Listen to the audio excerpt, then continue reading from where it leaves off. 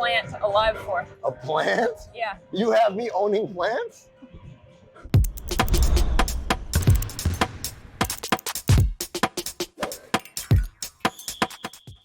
Welcome to Oddball. I'm Amin Elhassan in Miami and somewhere feeling under the weather in New York City. Is that Trooper Charlotte Wilder? She's still here.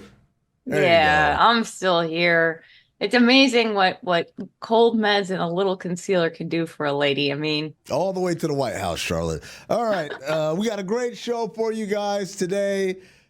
Another edition of Who's Lying? Right? Am I right on that? We're gonna pull out the human lie detector test, which is Amin Elhassan, and figure out which one of these people is not telling the truth. Also, shout out to the people doing work upstairs. Love it that you always start at 9 o'clock on the fucking dot. We'll talk about that. We'll talk about are the Knicks for real. But first, I want to start with Joel Embiid, who last night during their 119-107 loss to the Warriors, re-injured his left knee. Like, this is the part where I don't know if it's all clear. Basically, there was a scrum, and Jonathan Kuminga, Draymond Green, kind of going after a loose ball. Kuminga fell on Embiid's knee, and he grabbed it, and then he went back to the locker room. He never came back. Now, remember, he had first, I think, banged this thing up last Thursday against the Orlando Magic. It caused him to miss Saturday's game against Nikola Jokic on ABC. So he comes out and he plays last night. And Charlotte, what happens when hurt people try to play hurt? When hurt people play hurt, they often get more hurt, which is what seems to have happened to Embiid. He's on the ground, hand over his eyes. I hate seeing it. You also hate seeing it when you feel like maybe this could have been avoided if he had given it a little more time. Nick Nurse said he didn't know if it was related to the previous injury. He was like, it seems like it could be something different. He's going to get an MRI.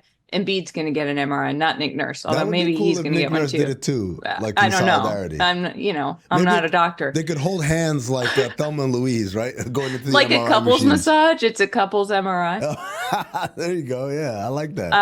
But yeah, I mean, we've talked about the 65 game thing. We've talked about the way that these player participation rules seem to be making guys play hurt. It's sort of like, wow, I mean, who could have seen this coming?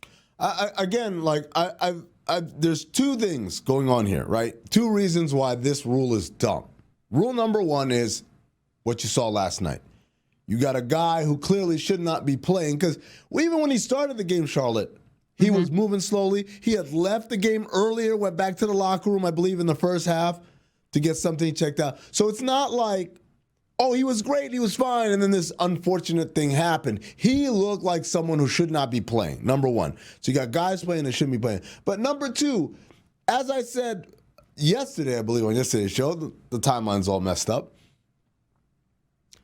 You don't need to do this to help the voters get a heuristic on should I vote for a guy or not. Right. If you look at the history of the MVP award, and indeed most of these major awards, the voters on their own were already calculating, you know what? He hasn't played enough games, or this guy is of a comparable level of talent and success this season, and he's played more games. People were doing that on their own. No one was out here like kvetching, like, should I vote for the guy who played 63 games? Most of the time, he wasn't going to vote for anyway.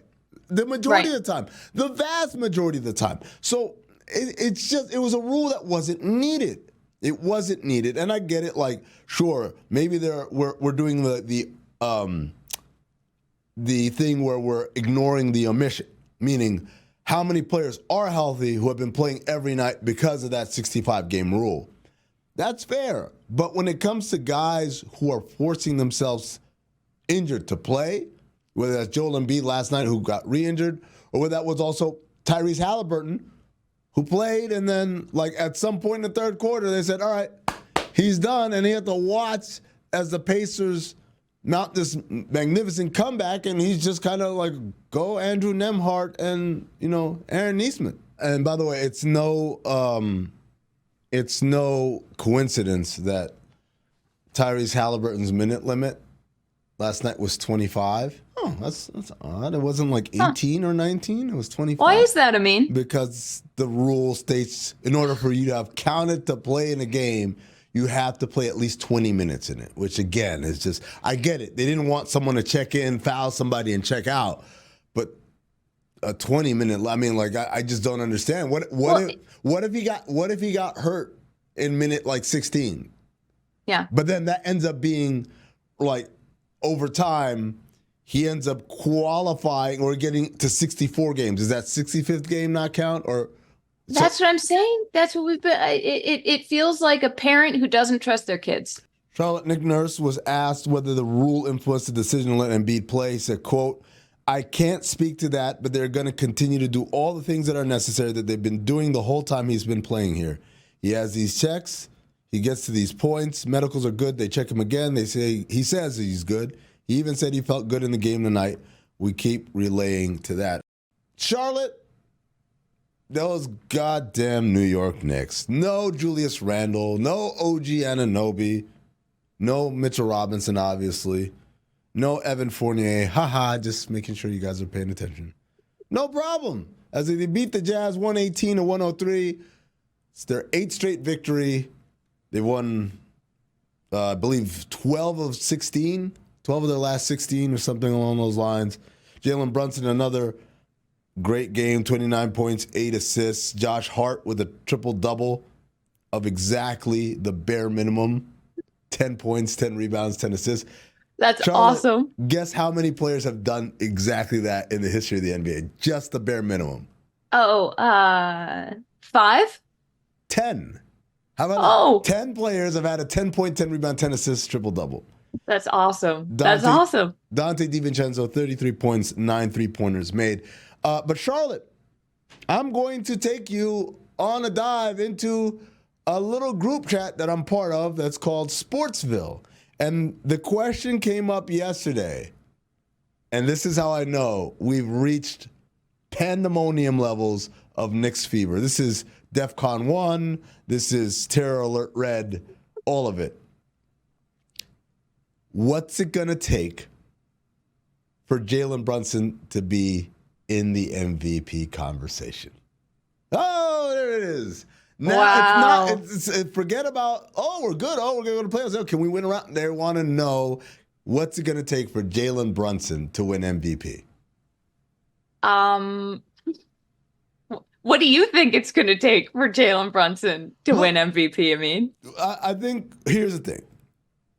A long time ago, my buddy Zach Harper and I came up with this concept called the MVP conversation bar. So you go in the bar and there's a group of people all holding a drink, having a conversation. And everyone in that conversation is in the MVP conversation. So this year would be like, Giannis holding a drink and Joel Embiid holding a drink and Nikola Jokic holding a drink. And I believe Jalen Brunson should be in there holding a drink. Now, the closer you are to the center of this group of people, the higher your MVP odds are right now, as of right now. So the number one spot is the guy in the middle, and he's telling a story. He's got a drink in his hand, and he's telling a story, and everyone's just kind of listening. And so that's Joel Embiid right now. But Joel Embiid got hurt last night. So, in the MVP conversation bar, that means Joel Embiid maybe feeling a little queasy. Maybe I had a little bit too much to drink. And if they got to take him out, they got to escort him out the bar. Then a new challenger walks in the center, and that might be Nikola Jokic. But Jalen Brunson, he got in the bar now, and he's on the outskirts. And because he's short, he's doing this. He's doing a lot of peeking over and trying to wiggle his way through. But I think if the Knicks keep winning, he might find himself towards the inner circle there. I do too. I think he also has a lot to overcome. I think he has to do a lot more than other people might have to do to be in that center of that conversation, because he is small. He is on the Knicks. He is, he's got to put up crazy points, and they have to keep winning for him to hold that spot. I think you see a Jokic or you see a Embiid, and it's like, well, a lot of people will be like, well, obviously it's that guy, not that guy. But what Jalen Brunson is doing, the Knicks are there because of him. The Knicks are where they are because of Jalen Brunson. And if you're talking about most valuable player, like valuable player to a team, why not Jalen Brunson? Who else has made this much of a turnaround for their team this year as Brunson has. Well, I mean, I think people will point to Anthony Edwards and Shai Gilgeous-Alexander as two other guys who have done that and have won more and maybe, quote unquote, look the part more. I think Jalen Brunson, you're right. He has to overcome so many things. We've heard analysts and pundits say, well, how good is he really? And you know what that is, Charlotte? It's the quote unquote eye test. It's the same reason people were like, oh, well, how good is Steph Curry? They don't say it anymore. But I remember 2015 and 2016, people were like, well, he's not really that good. And we're trying to explain to people, no, he is. It's the same thing that happened to Steve Nash. Again, when he won his MVPs, people were like, well, he's all right, but he's only averaging like 18 points a game. How could he be the MVP of the league? People refuse to accept that this guy who could walk into a room and probably not turn too many heads based on his physical stature could dominate a game of giants. Well, he just grinds it out. Jalen Brunson just throws his body anywhere he has to go to get the points. He takes any charge he has to take. He is just like, there's this determination in his face that I think is so fun to watch, aside from the, he's not the biggest guy doing the craziest things, but he is just so consistently good. Knicks fans, I happen to live with one, and I was looking at my husband's Twitter because as the Knicks game was going on. Your roommate? Sorry, my roommate. Yeah. And we were just cracking up because Knicks Twitter, one of them was, so who are we playing in the finals? Another one was hands down best team since 99. Can't even talk about how excited I am, which correct, probably, right? By the way, they're right. They won 8 games in a row. That's the longest winning streak they've had since 1994, January 94. And in 94, they went to the finals. So there was also, a GIF that or a video thing that I'm going to pull up and send to everybody of Tibbs doing this maniacal laugh that he laughed after that press conference when who did they beat? When he sat down and laughed, and we were talking about how happy he was. Denver. After they beat Denver, someone did a fan edit.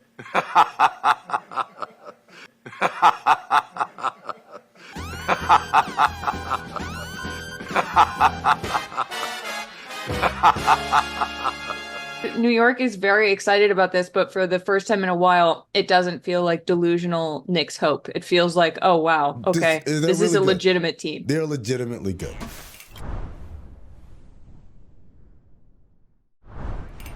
It's been confirmed. It is acknowledged. All-Star Weekend, we're getting a 3-point shootout between Sabrina Ionescu of the New York Liberty and Steph Curry of, you know who he is. You've seen his work. Originally, they said Sabrina's going to shoot from the WNBA 3-point line while Steph shoots from the NBA 3-point line. But a lot of people kind of made a fuss, and now Sabrina's shooting from the NBA 3-point line. She's using a WNBA ball. He's using an NBA ball. From the very beginning I heard these rumors, Charlotte, I was out on this completely. I hope they were just rumors. We didn't talk about it last week because I thought it was just rumors, but it's been confirmed now. I'll explain why I don't like it, but I want to hear your take first. Do you think this is a good idea? I think it's fun. I think that Sabrina, last year's WNBA All-Star, hit the most threes anyone's ever hit, WNBA, NBA. And, Steph was tweeting about it. She was asked a lot about it. And I think it's fun to have her a part of the NBA All-Star, putting the W in front of more people whenever you can and showing like, hey, look at this amazing player. I think that Steph probably is going into this being like, well, I'm not going to lose. And she's probably going into it being like, I'm not going to lose. And so it's sort of a fun battle of egos. And I think it's great. I think it's great to have her up there. So this is my thing. I understand the desire to use the spotlight of the NBA to, lift up the WNBA. I think that's always a great thing. Anytime we have interactions between the WNBA players and NBA players, whether it's going to each other's games, whether it's being there as a part of an all-star weekend, that's all great. I think when you do this battle of the sexes thing, like, in my opinion, the biggest hurdle for the WNBA is having to constantly refer yourself to the NBA. Mm-hmm. There's a difference in, hey, we're all together, we're all one big happy family. That's cool. It's a difference between that and I'm just as good as him. Look, I can do it too. I don't understand the incessant obsession of comparing. They're two different sports. They're two different sets of athletes. I never have to hear about Serena Williams playing against Roger Federer to show how good Serena Williams really is. We just accept Serena Williams is great at her sport. And we don't play this comparison game constantly. And I think playing the comparison it just robs it of its own value and its own merit, which is it's a great sport. Look, women's college basketball is doing crazy numbers on ESPN. They're beating NBA games on many nights, right?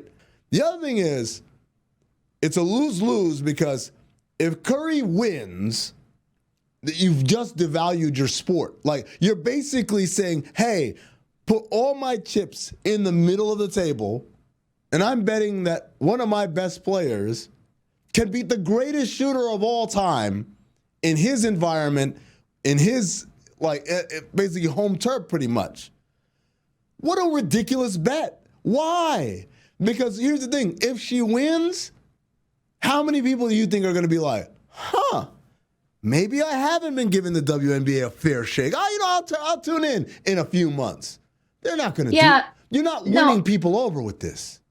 You remember the television program Highly Questionable, right?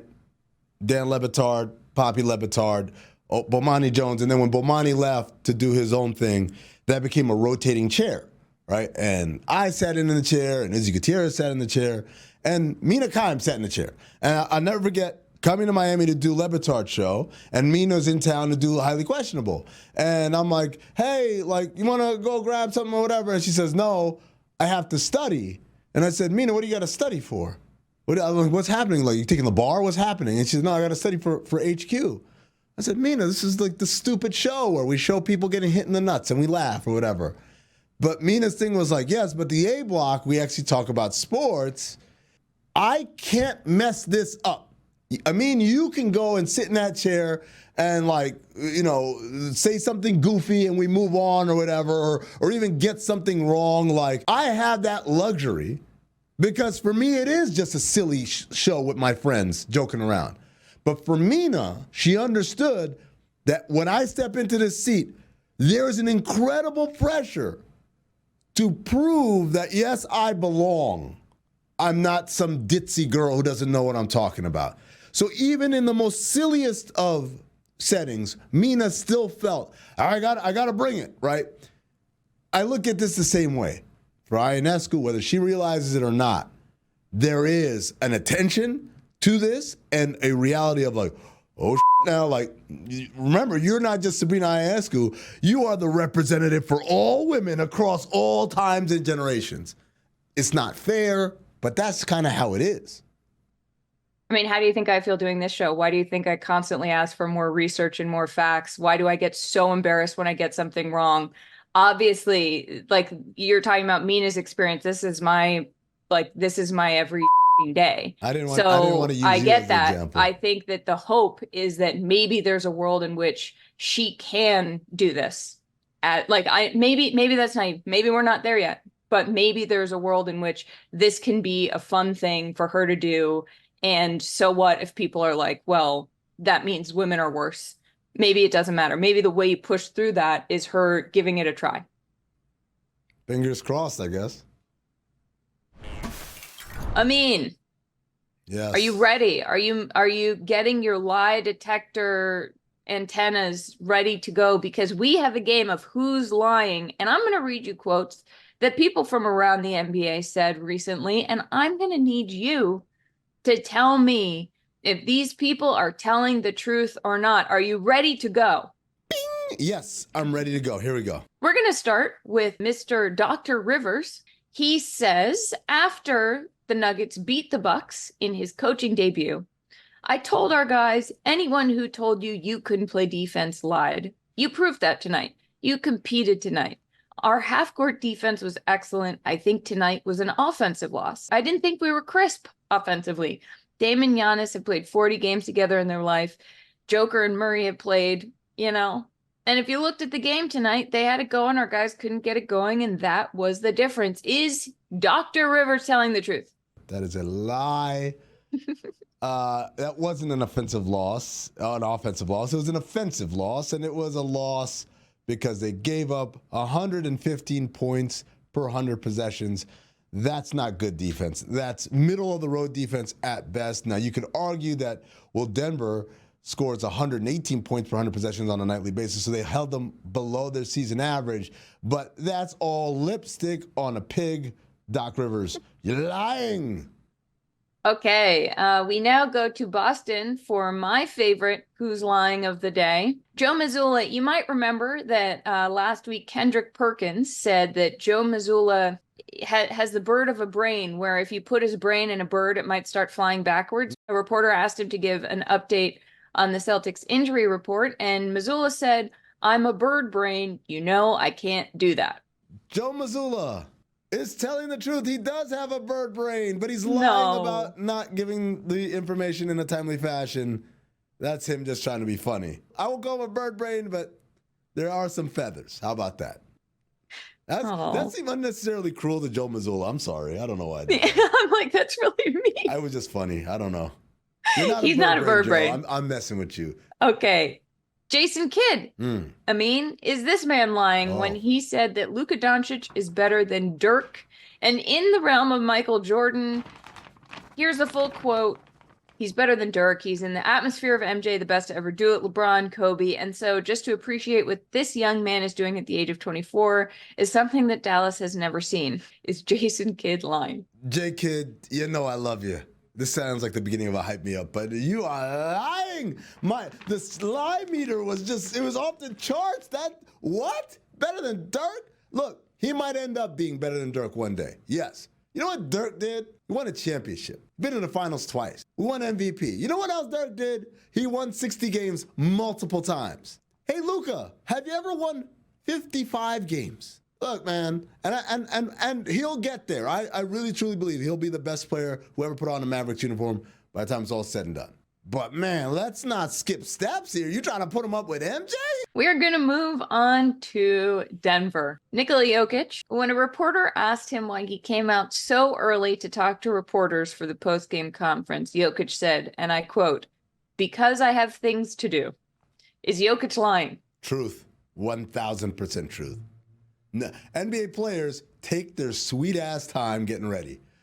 Like, you guys have to stand there and wait as this dude slowly, puts on his deodorant and then pulls out his phone and starts looking at texts and responding and laughing. Imagine, Charlotte, you're sitting there at your locker and there's 20 people with cameras and microphones and lights and phones and notepads. So I've done it. It's a very awkward feeling. Yep. You just stand there while they're pulling their pants up. Yep. And so, yes, I believe he's absolutely telling the truth on this one.